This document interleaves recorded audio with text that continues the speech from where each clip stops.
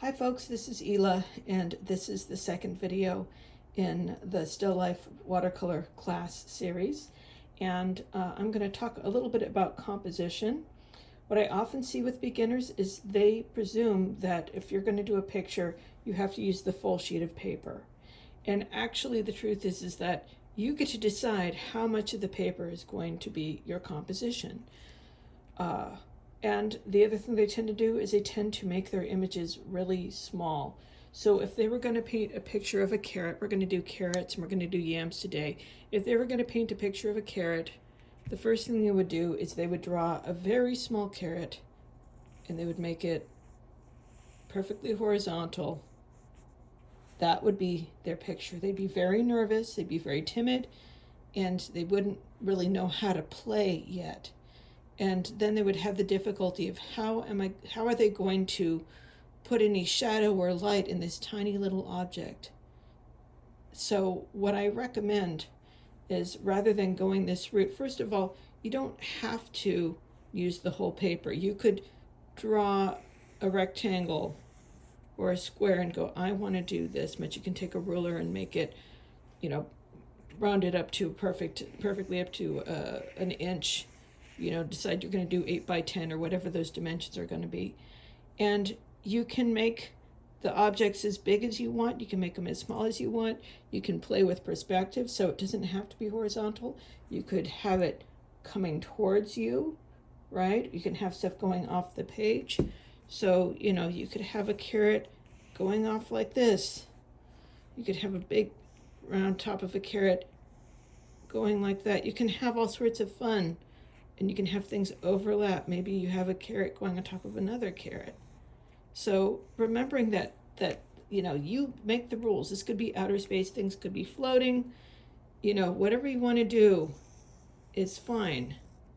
This is about having fun. This is not about following lots of rules. Think about play. What would be a playful thing to do with some carrots?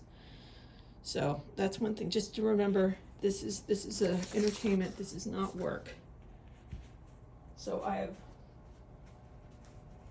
I've already put together a picture where I've drawn some shapes. So here's some carrots that I've done. I've drawn in a couple of yams as well. I'm going off the edge of the page. That's what I like to do. It's fun. And I've done a couple of these ahead of time so I can put shadows on them.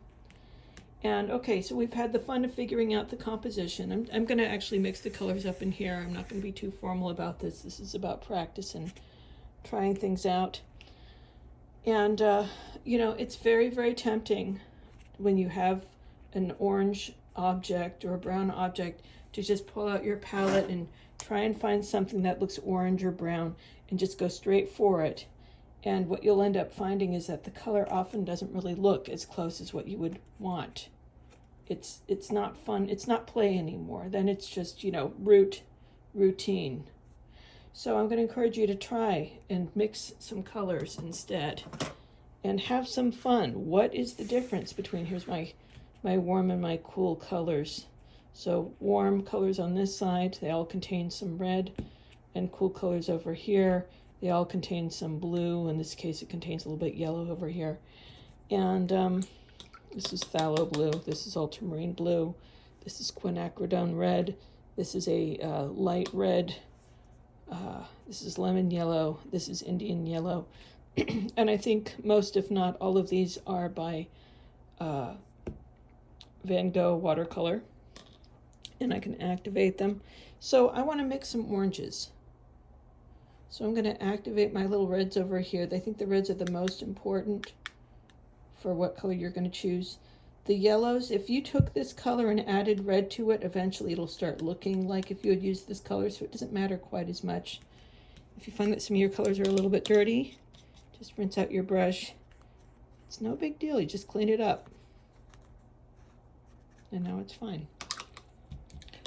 So I'm going to mix in some oranges in this little tray right here. I've mixed this one previously, but I want to show you what happens. So here we go.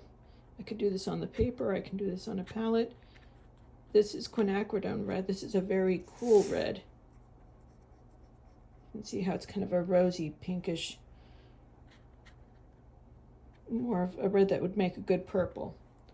So I'm just going to put a little bit of that on here. And I'm just seeing what these colors look like. I'm not worried about mixing a lot of color. And I can pick whatever yellow I want. I'm going to go for the orangier yellow because I'm going to make an orange to go for this carrot. What does it look like if I just take this yellow and add a little bit of that red? I don't have to stir the whole thing. I'm going a little bit at a time. I'm always tiptoeing towards whatever it is that I think I want. So don't mix a ton of color. Just get enough that you can see what it looks like. And I roll my brush around in that little bit that I made, and I swatch it. And that's a nice orange. But it's a little bit of a slightly brownish orange. What happens if I try a different red? Don't stop there. Don't settle for the first color. Play around a little bit. This is play. This is fun. So I'm going to go over here into this other corner that's a little bit farther away. And I'm using this red, which actually kind of looks sort of orangish already. Rinse, rinse, rinse. Wipe, wipe. And I'm going to wipe off my brush or dry it off on a little bit of paper towel. And I'm going to pick up a little bit of that same yellow as before. Mix it in there. What does that orange look like? That looks like a pretty good orange, but what happens if I do this one? It's much redder. Put a little bit more yellow in there.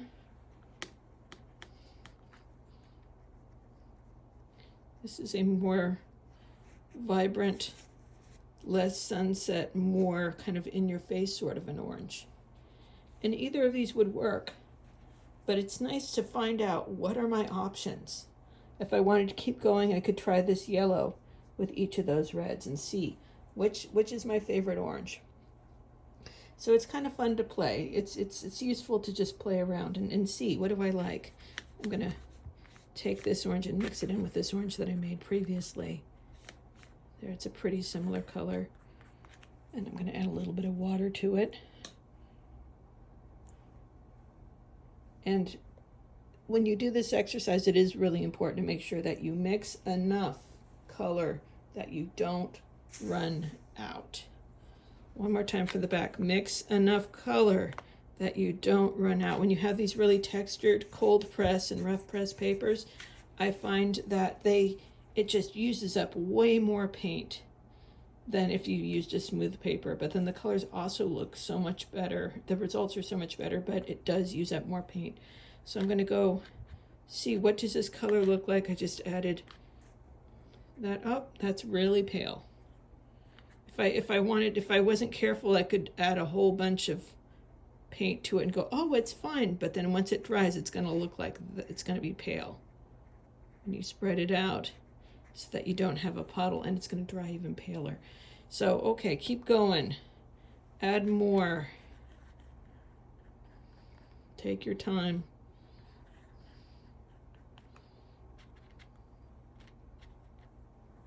Stir it around. I'm going to go one more time. So now I'm making a bunch. When you're testing out just your colors in the beginning, you're really sparing, but once you know, you could go even a little bit darker than that, but I'm getting closer.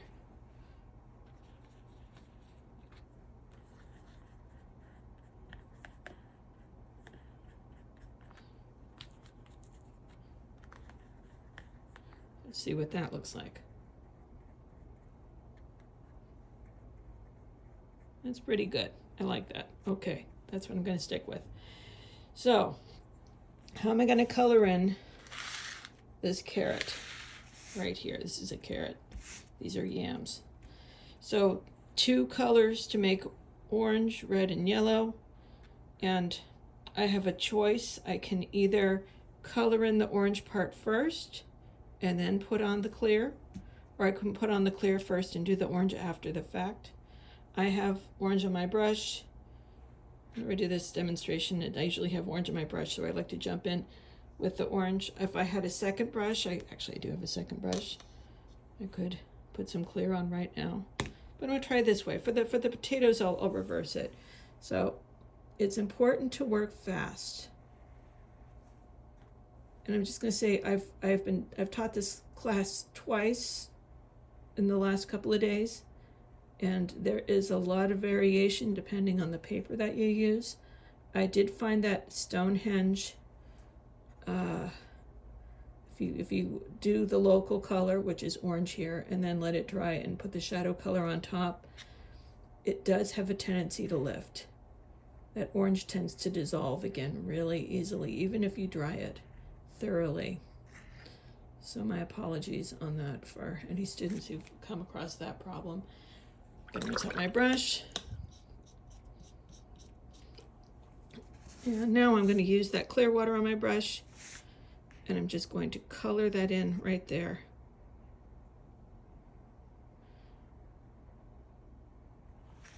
There we go. I could just stop right now. That looks pretty cool. I like that. If I wanted to, actually, if I want, I should do it for the sake of demonstration. I could pick up more of that orange paint if I want to. You just rinse your brush out, dry it on a paper towel. I have some better, bigger paper towels right here. Dry it out. I can pull that paint. I can also get my brush wet and deposit a little bit of water after I pull some of that paint off. You can kind of go back and forth if you want to. If I want to put more orange on there, I can. If I want to blend it together, there's a window of space when you can manipulate it, and it helps that I have a really textured paper. This is probably the most forgiving paper. This is called Rough Press, and this is Arch's brand. So that texture means that those puddles stay for a really, really long time. So, okay, I'm pretty happy with that carrot. It's got a nice highlight on it. So, my second thing I'm going to do is paint some yams. And I'm going to mix some colors for the yams. And you can see there's this sort of wacky looking thing. What the heck is going on here? This morning I taught this class, and I mixed this color for the yams. And I used ultramarine blue and this quinacridone red right here, and a little bit of, I think it was this yellow right here. And what happens is ultramarine blue is what is known as a granulating color. This is ultramarine blue. I'll show you what it looks like. It's this really purplish, earthy blue, and it really shows the texture of the paper. It really has that, you can see it, it looks really kind of almost gritty. You can really see the lights and the darks of the paper. It's beautiful. It's great for really natural looking things like a yam, right? You don't want a synthetic, I don't want a synthetic looking yam. I want my yam to look like it grew in the ground. So it's literally earthy, but it's a very heavy, dense pigment, and you can see how it just wants to settle to the bottom, and then all those other colors float to the top. It's mostly red and blue. So you really have to stir the colors together to have them show up, to have it really mix, I mean. So mixing them back together again. And if I leave it alone, that blue's going to settle to the bottom again, and that red's going to lift to the top. And I might look at it and go, what's this red doing here if I don't see the blue underneath? So let's see what happened. What did that look like? That's pretty concentrated. But you can see how that's a pretty good color for this. I'm going to mix a little bit more just to show you how I got it. Once again, you could try it with phthalo blue, but you're going to get a different result. You can try it with, an orangey red, but I think it will be easier since this color is kind of purplish. If you used a red that leans towards purple, it just seems like a more natural match. I've also demonstrated this yam using magenta. Magenta gets you most of the way there, and you just had to dull it down a bit with a little bit of yellow, because the opposite of purple is yellow, and maybe a little extra blue. But let's just do a little bit more. Just a little bit more. Throwing in a little bit more red in there. Don't want to run out. A little bit more ultramarine in there. A little bit more yellow. I know people get really nervous about making a mess. We're all adults here. This is your paint set. If you don't like getting your colors dirty, that's fine, but I find that if I want to make a concentrated color, rinsing out my brush and then going in there, and then I really have to scrub the heck out of it to lift up enough color, make it concentrated.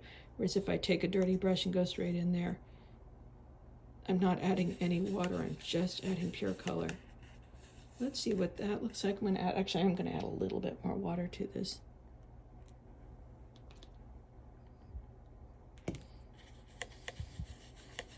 I want to have enough that I don't run out before I'm ready. So that's pretty good. A little bit paler, a little bit redder. I like that ultramarine blue, a little bit more ultramarine blue. I think I can spare a little bit more water too. Just a few drops. We're always tiptoeing. There's this tendency to get impatient and want to just put a bunch of color in there or a bunch of water, or if you lighten something, hitting everything a little too hard. It's like you're delicately moving your way along, and you're going to get better results. That's pretty good. Okay, I lied. I want more blue. I want it to be more purple, more purpley. All right. Okay, I think that's yam worthy. I'm going to do this little yam down here. This one I'm going to make brown. I'm going to do one more yam just for fun. So, okay, it's going to be the same as doing the carrot. I think about where do I want my highlight to be. I could turn it a little bit in the way that this is going if I want to. And there's a highlight right going down there. So I'm going to paint around it. Oh, I lied. I said I was going to do the clear first. I'm doing the clear first. Here we go. That was close. Okay, clear. Putting that water, and it's not a puddle. I can still see the texture of the paper through that area. And now I'm going in with my yam color, and I want to make sure that it's connecting with that white, that clear area that I made wet just a minute ago. And now I'm going in and coloring the whole thing. I really made that highlight big, but it's okay, because it's just wet. If I want to go in, I can add as much paint as I want to. I can take away more paint if I put too much on. I can add more water if I want to. It's a pretty light highlight. One thing important to think about also is that this is going to keep moving. Like it's right now, it has these kind of cool little waves that are going on, these little fingery veins that are going in. And if they may disappear, they may stay, I don't know. Stuff moves around. If I want a softer highlight, I can also just kind of blend it in. If I don't want like just pure white there, you can mess with it a little bit. Got to stir it around. That blue wants to separate so badly. Don't separate. I said no. I am the boss. You are not the boss. So that's pretty good. There's my yam. It's very sparkly because it's wet, but I think it's all right. I like it. I'm going to leave it alone. I'm going to make one more. That's my third one. I don't want it to look like poo-poo. I kept thinking about that when I was drawing it. It's a yam. We all know it's a yam. No toilet humor. So if I wanted to, I will often take colors that I've already mixed and just adjust it a little bit, make it what I want it to be. This is a fair amount, but this is a pretty big yam. So if I wanted to, I could just go hard with the yellow and see, can I make a color I like? I'm taking a risk here. If I add enough yellow, will I make a light brown? Is that the color I want? Still too red. I'm going to add more water to that. I might use up my yellow. We'll see. We want it to be a golden, more of a golden brown, not purpley.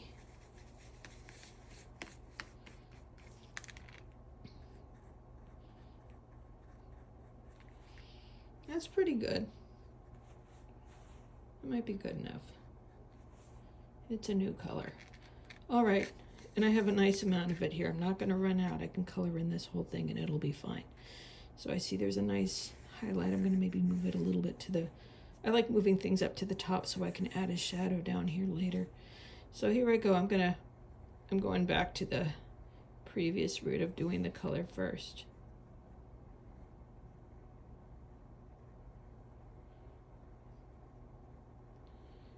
I did find also that the brush that you use when you're lifting colors matters. Some brushes are too absorbent and they pick up too much paint. I got a little bit of dripping going on. They pick up too much paint. And, you know, if you find that your project is not turning out the way you want, if you try and lift your paint and it doesn't work, first try a different brush. Hopefully a different brand of brush. See if it has to do with the type of bristles that are in your brush. And if that doesn't work, then try this exercise again and use a different brand of paper. So yeah, try a different brush, try a different paper. And if that doesn't work, then try paint. Try doing a different paint. These exercises are worth doing over and over again. I'm a broken record on this. It's worth doing all of these multiple times. And each time, make a note of what colors you used, make a note of what paper you used, think about what brushes you used, and you're going to find out what's your preference. How does a paper behave? How does a brush behave? How does a color of paint behave? All right, the reason why I don't use phthalo blue, here we go, now that that's colored in. The reason why I don't use phthalo blue is it likes to make everything green. A little demonstration. Oh, I'm sticking it in there. Oh my god.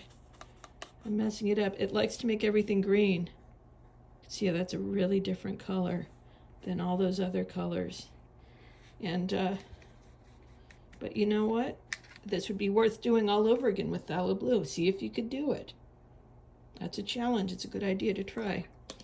This is still pretty wet. If I wanted to, I could take this color I just mixed and add a shadow color. Oh, look at that. I have a shadow. The beauty of a really rough paper is I can go ahead and stick shadows wherever I want. It's not such an emergency. So I've got a nice shadow on that. This I dried ahead of time. I can get my carrot wet again.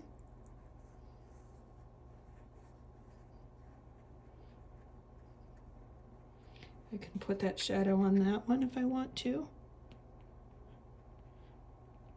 I want my shadows to not be too concentrated. I know I didn't test it out too much. Ideally what you do is first you mix a shadow, then you test it. You can see that's not this is not a super dark color. It's not super concentrated. I see a lot of students going for a really dark shadow color. And then they're shocked when they see how it looks. It's not subtle looking once they put it on their paper.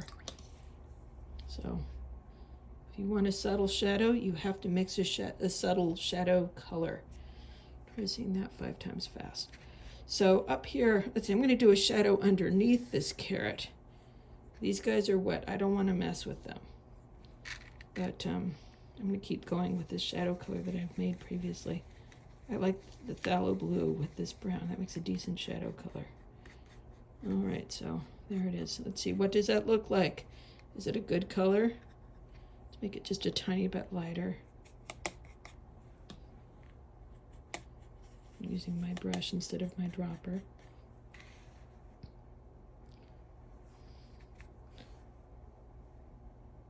Kind of a brownish shadow as opposed to a bluish shadow that I've done in the last video, but it's still fairly neutral. And now I can add lots of clear water around it. Ooh. And so I have 2 blues in this shadow. I have that ultramarine blue from when I mixed the brown for the yam, and then I added that phthalo blue. So there's a shadow. If I want to wrap it around a little bit, I can. If I don't like this sort of edge, I can tap it gently. And it's, you know, I am pressing it there, but because it's going so pale, it's getting a kind of a subtle result. So there it is. I've got a nice shadow on my carrot. When this is dry, I could put the shadow up here, kind of like I did over there. So I think that's it. I think that's most of what we have to cover today. I hope you enjoyed this, and I hope you try it again on your own. I can see how the blue is separating. It's really cool. Granulation, the blue, dark blue, ultramarine blue. It's one of the most granulating blues, and it's a very, very common color. Every brand makes it, and yeah. All right, have fun.